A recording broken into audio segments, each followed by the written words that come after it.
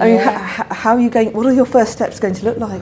The very first thing that we have to do is make sure that the right people are around the table and the right level of priority is being given out. But how do you mobilise that into action? You mobilise it into action from it being a priority at the centre. And that can't be dealt with by one government department. That has to be whole-scale change across many. We are half the population. We are not a minoritised group. No.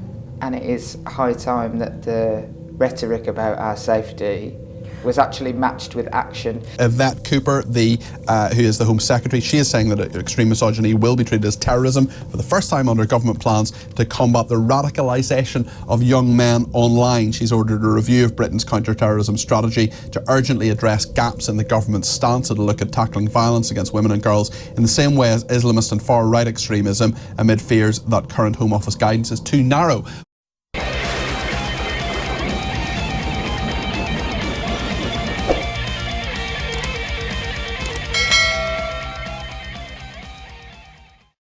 Hey guys, welcome back to Project Veopod, and today we'll be talking about how the UK government is targeting Andrew Tate supporters who they will be deeming as terrorists.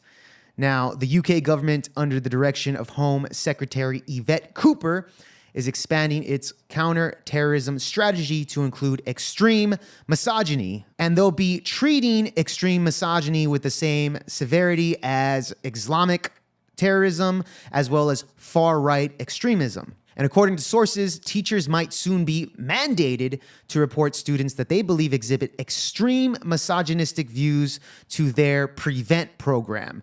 And their PREVENT program, which is designed to stop people from becoming terrorists or supporting terrorism.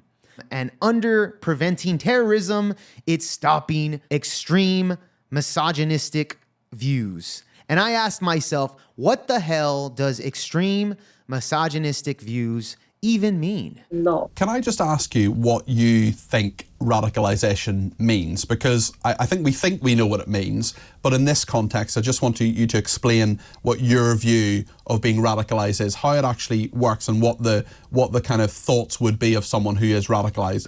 So if we look at the definition of radicalisation under the current terror laws, the idea is that somebody is open to committing a violent act, and their mindset has been slowly but surely changed from, like you said, making harmless comments or sort of posting harmless memes and so on, to actually wanting to take physical action in terms of causing terror or causing harm to somebody. And I think that the reason why these are it's becoming more and more of an issue is because we've got people like Andrew Tate and other influencers that are using the sort of feelings of anger and rejection and frustration amongst these young men. So there you have a women's rights activist that works for the UK government explaining that extreme misogyny is willing to commit a violent act against a woman, as well as being influenced by Andrew Tate or online personas. So really, what the UK government is actually doing is targeting these online personas such as Andrew Tate, Tristan Tate, perhaps the Fresh and Fit podcast, the Whatever podcast, Andrew Wilson as well, who was recently accused of emotionally graping a woman. You were what? Emotionally raped by Andrew.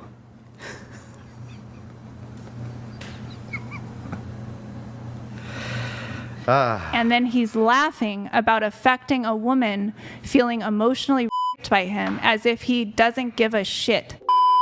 And like I was reading to you guys prior before this, the UK government is going to be having teachers rat out and discipline students that show extreme misogynistic points of views. Now remember, the UK government educational system is the same educational system that promotes the LGBTQ. So in other words, when a child rejects the LGBTQ agenda or tells a little girl, go play with your Barbie dolls over there in the sandbox, that's extreme misogyny.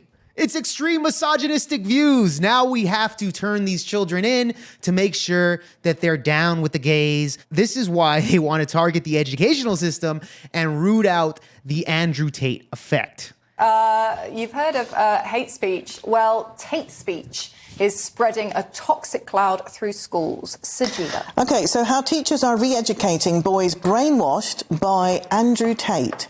Now, if you don't know who Andrew Tate is, and I really didn't, and it was my young nieces, 14 and 11, who told me, Carla, they said, you don't know. He is a terrible misogynistic man, and we don't like him. Yeah, is that his Tinder? And that's a big machete in his Oh, bed. my God, I mean, if honestly. you really need to know anything about the man, satin sheets and a machete with sunglasses, yes, you're so cool. I mean, he couldn't try harder. Yeah, so there you have those crackling hens over there in the UK news outlets advocating for the government to get involved against the fight of misogynistic points of views of men, specifically Andrew Tate. So after hearing the news that Yvonne Cooper, the head of home security over there in the UK, Andrew Tate has this to say. This woman pretends to care about the safety of women while allowing hundreds of thousands of undocumented migrants to arrive by boat. What is extreme about misogyny? Being masculine? They want to kill the spirit of any man who will resist enslavement. Referring to this woman right here, Yvonne Cooper. And Andrew Tate's completely right about this. The UK government is so focused on we need to target the far-right extremists that are misogynistic pieces of shit, the Andrew Tates, anybody who's an Andrew Tate follower.